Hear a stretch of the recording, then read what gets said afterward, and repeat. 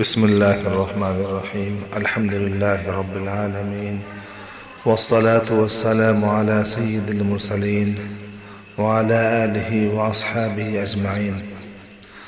أعوذ بالله من الشيطان الرجيم. بسم الله الرحمن الرحيم. ولا يحيق المكر السيء إلا بأهله.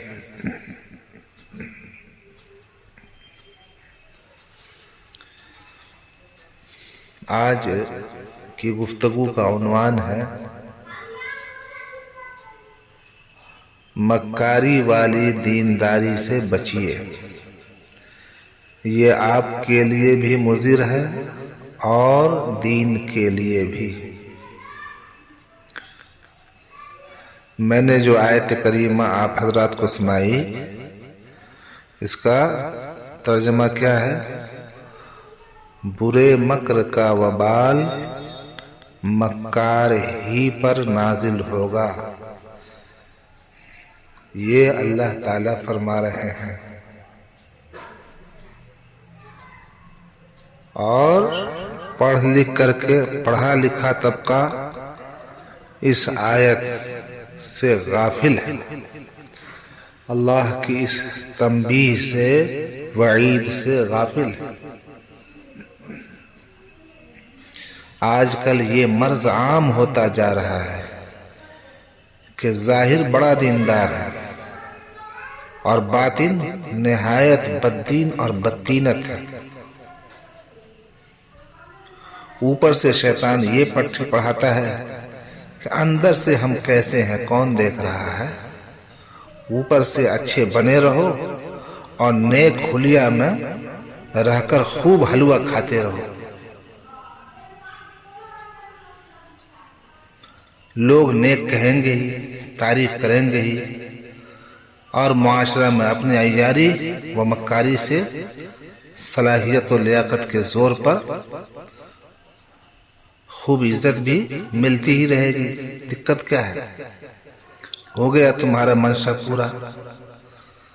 تم معاشرہ کے نمائندہ تو ہو ہی، قوم کے قائد و رہبر تو ہو ہی.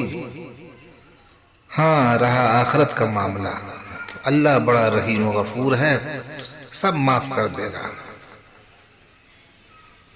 دوستو، یہ نظریہ، یہ سوچ اور یہ راستہ بہت ہی خطرناک ہے. یہ سراسر غلط فہمی ہے. ایسے نظریے کا، سوچ کا حامل شخص اپنے دین کا نقصان تو کر ہی رہا ہے، دوسروں کی بھی دین سے دوری اور نفرت کا سبب بن رہا ہے. اللہ تعالیٰ ایسی نیت اور ایسی بری صفات سے ہماری اور آپ کی حفاظت فرمائے، تمام اہل ایمان کی حفاظت فرمائے. دیکھیے، حکیم الامت حضرت مولانا اشرف علی تھانوی رحمۃ اللہ علیہ نے ایسے ہی مکاروں کی ضلالت و ہلاکت کے متعلق کیا ارشاد فرمایا. فرماتے ہیں، آج کل کے دینداروں کی دینداری بھی اتنی ہی ہے کہ نماز پڑھ لی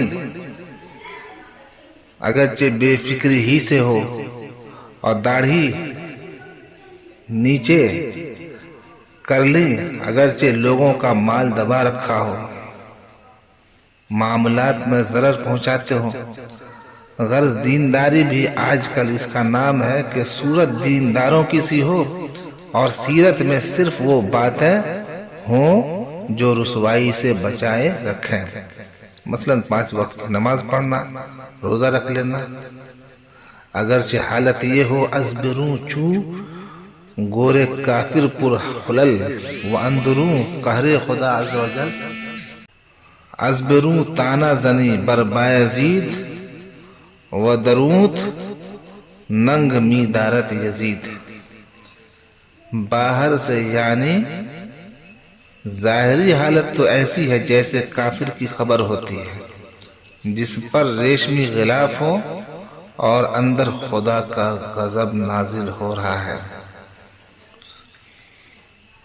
اپنی ظاہری حالت ایسی بنا رکھی ہے کہ اپنے مقابلہ میں حضرت بایزید رحمۃ اللہ علیہ جیسے بزرگ میں بھی عیب نکالا جاتا ہے، اور اندر کی حالت یہ ہے کہ اگر یزید جیسا شخص بھی دیکھے تو اس کو غیرت آئے۔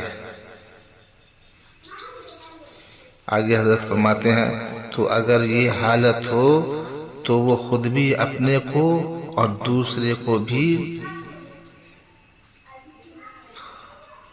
آگے حضرت کیا فرماتے ہیں، تو اگر یہ حالت ہو تو وہ خود بھی اپنے کو اور دوسرے بھی اس کو دیندار سمجھیں گے۔ اور اس میں ضرر یہ ہوتا ہے کہ اگر ایسے آدمی سے مکر و فریب وغیرہ کی کوئی بات ظاہر ہوتی ہے تو لوگ اس کو دیندار سمجھ کر اور پھر ان افعال کا مرتکب دیکھ کر باقی دینداروں کو اس پر قیاس کرتا ہے، اور اگر ان کا لقب کہیں مولوی ہے تو ان کے ساتھ مولوی بھی بدنام ہوتے ہیں۔ تو ایسے لوگوں کی بدولت سچے دیندار اور مقبول بھی بدنام ہوئے۔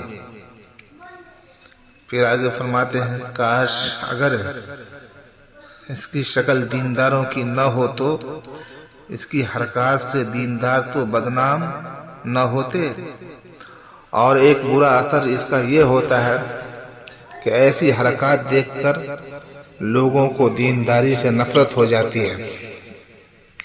کہتے ہیں کہ ہم نے بڑے بڑے دیندار دیکھے، سب ایسے ہی ہوتے ہیں، اور پھر شیطان یہ سمجھاتا ہے کہ جب دیندار ایسے ہیں تو اس دینداری میں کچھ اثر نہیں، اور اس طرح اور بھی دنیا میں منہمک کر دیتا ہے کہ فائدہ ہی کیا ہے۔ تو اس سے دیندار بننے کے بجائے دنیا دار ہی اچھے،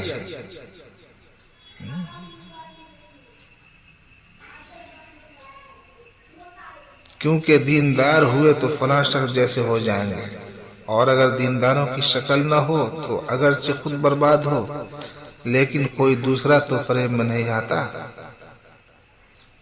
پھر آگے فرماتے ہیں آج بہت بڑی جماعت انہی نام کے مولویوں کو دیکھ کر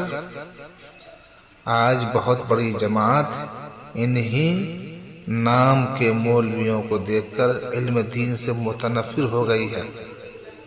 جب ان سے کہا جاتا ہے تو وہ صاف جواب دیتے ہیں کہ فلاں مولوی صاحب جیسے ہیں ویسے ہی ہم بھی ہو جائیں گے، فلاں مولوی صاحب جیسے ہیں ویسے ہی ہم بھی ہو جائیں گے۔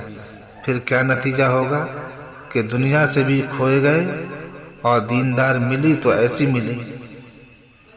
یہ ضرر ہوا ان کے دین سے بے فکری کرنے کا کہ خود تو بگڑے ہی تھے، دوسروں کے لیے بھی ایک برا نمونہ بن گئے۔ اللہ تبارک و تعالی ہماری ظاہری اور باطنی دونوں حالتوں کو بہتر کر دے، ظاہر اور باطن دونوں کو یکساں کر دے،